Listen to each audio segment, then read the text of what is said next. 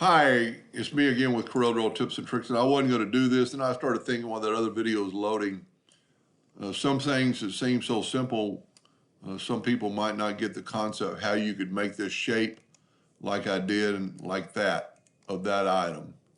Well, what I do, there's probably several ways to do it, is get the 3-point curve line. Go from about the middle of that tip, holding down your left mouse button to the middle of that tip, and then bring it up, and then kind of stop it there. Let's zoom in here a little bit. Then get your shape tool and add a node right there by double clicking.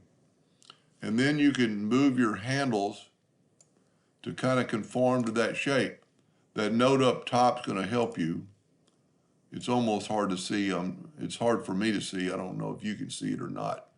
Then you could expand this out a little bit, and you could actually bring this down a little bit. And there you have that shape. So let's nudge it out of the way. But how did I make it that thick? We just go to your pen tool. We want it to be 1 inch with round caps. There's your shape. Left click, well, go up to object, convert the outline to an object. Then left click, right click.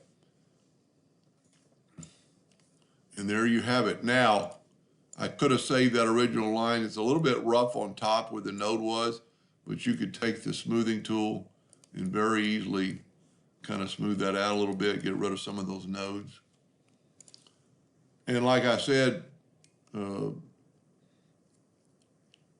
that's really all you need to do what I did in the first video. It would have maybe helped if I would have just, that's when I was trying to make it a fill. So let's put it back where it was. That's really all you need. And then go up to Windows, Dockers, Properties, and click on this curved line, and we've got, now I'm a little bit shorter than I was earlier. I'm 18.78.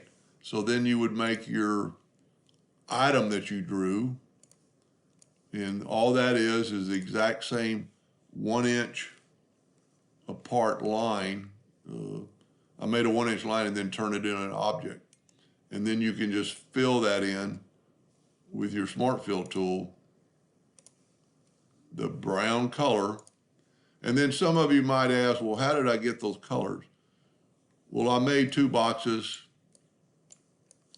and I take the color eyedropper tool, and I took a sample from right there, and I put it in there. Hit the pick tool back, go back to the color eyedropper, and grab that color and put it in there. That way you have your 2 colors to start with, like I did up here with my dots. I had dots because I'd tried so many times to blend it. Anyway, hope that helped a little bit. Thank you for watching.